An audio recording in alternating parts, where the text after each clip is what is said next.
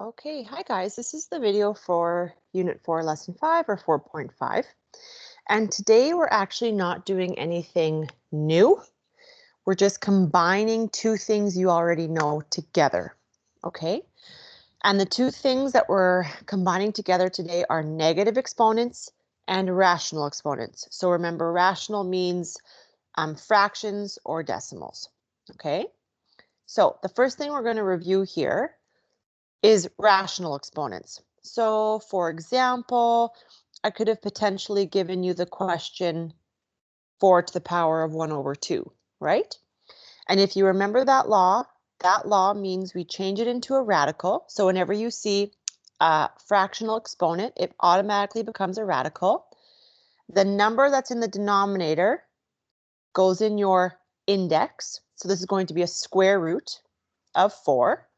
And then because the numerator is 1, we don't have to do anything else. The square root of 4 is 2, right? There's another possible question I could give you where, say, it's, I'm going to give you a decimal exponent of 1.5. So say, for example, it's 16 to the 1.5. Okay, so the first thing we need to do is change that 1.5 to a fraction.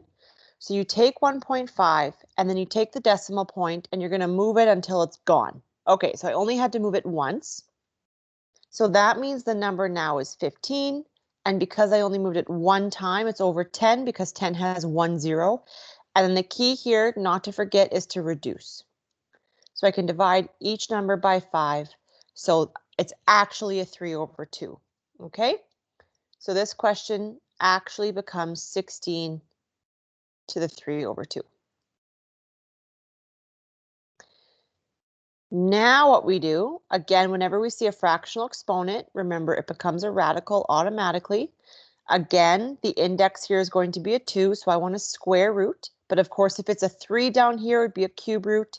If it's a 4 down here, it'll be a fourth root. Okay, so this number pops in the index. But then because the numerator is 3, I have to take this answer and put it to the power of 3, right? So whatever number is on top comes out like a power. So this is really the square root of 16, which is 4 cubed. 4 times 4 times 4 is 64. So there's a little refresher on fractional or rational exponents. The next law we need to remember is about negative exponents. So negative exponents is the one where if it's up, it goes down. If it's down, it goes up. You just kind of move it spots. So for example, say you had 6 to the negative 2. One of my steps I said in class when I taught this was always make sure that it's in the form of a fraction. So this expression right now is not in a form of a fraction, but we can very quickly make it a fraction by just doing that. So now we have the two parts. We have the numerator and the denominator. The negative exponent is in, the negative exponent is in the numerator, right? So all we have to do is take it out of the numerator and send it down to the denominator. So there's my fraction line. Down low is that 6 now, and when I moved it down, it became positive. And because I removed everything from the numerator, there's nothing there now, you just have to replace it with a 1. I call that the placeholder. 1 over 6 squared is 36.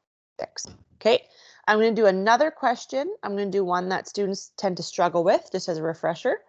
Say, for example, you had 7 over 5 to the negative 2. Okay, we only have to move the negative exponents. So in this case, I would only have to move that guy.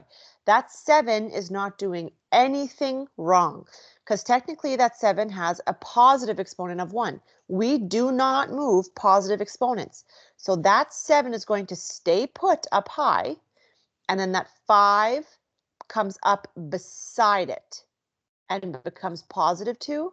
So it's actually 7 times 25. Right? Don't do 7 times 5. You have to do the exponents first. So 7 times 25 would be 175. Okay, so we are essentially combining these two laws together. So in every question today, you're going to combine these two laws. So when encountering an expression containing both negative and rational exponents, always make the exponents positive first. Okay, I'm going to highlight that here. So in every question, you are going to have a negative exponent and a fractional exponent, right? Like right here. It's negative and it's a fraction. You always, always, always make the exponents positive first by flipping them, and then you'll take care of the fractional exponent, okay?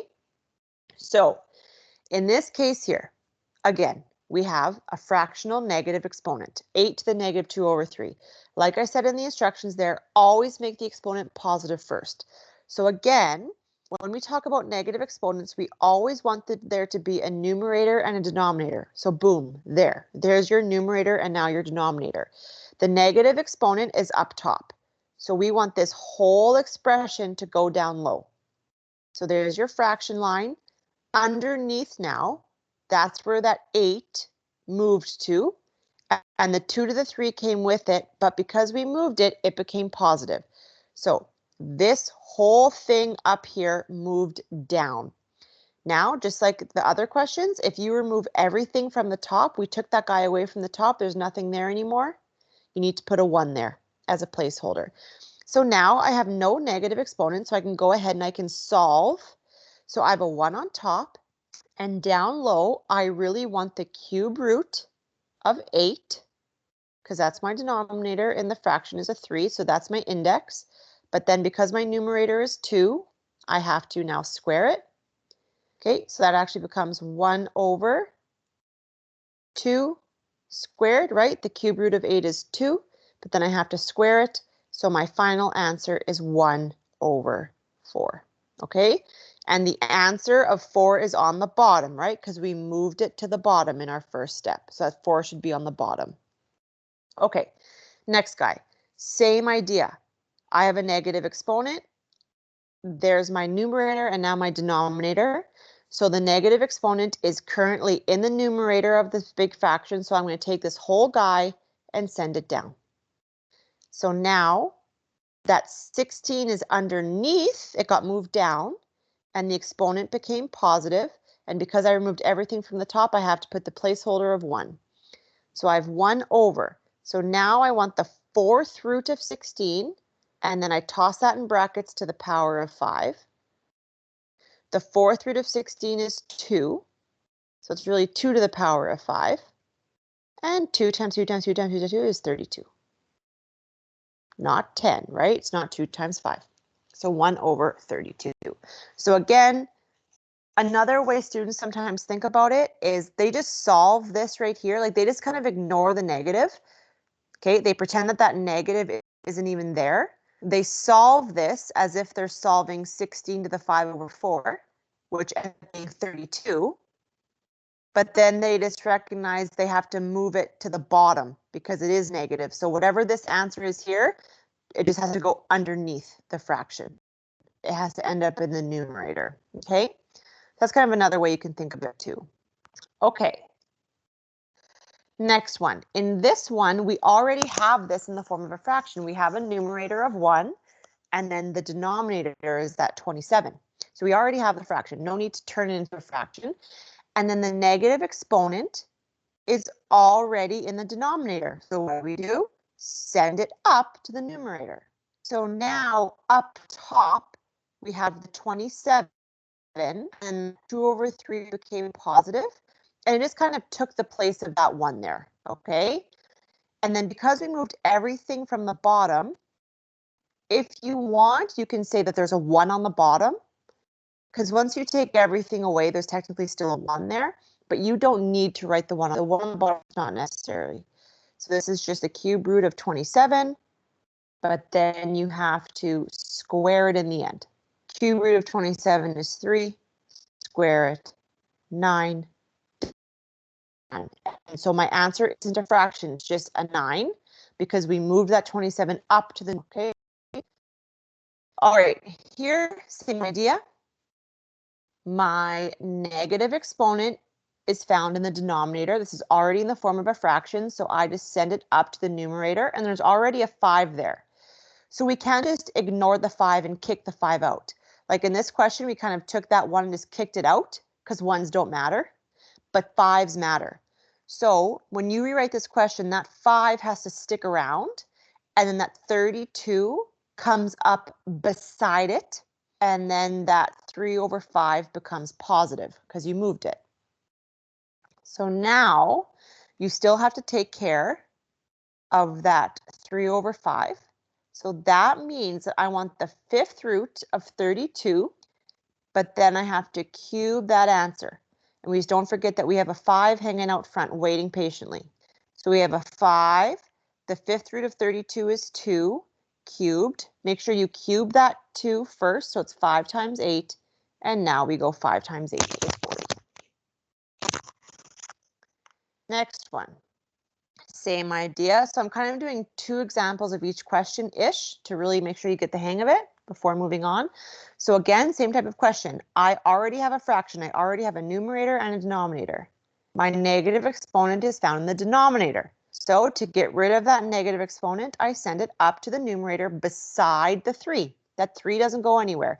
And so often, students will take this number right here and they will send it down. They'll just completely flop places.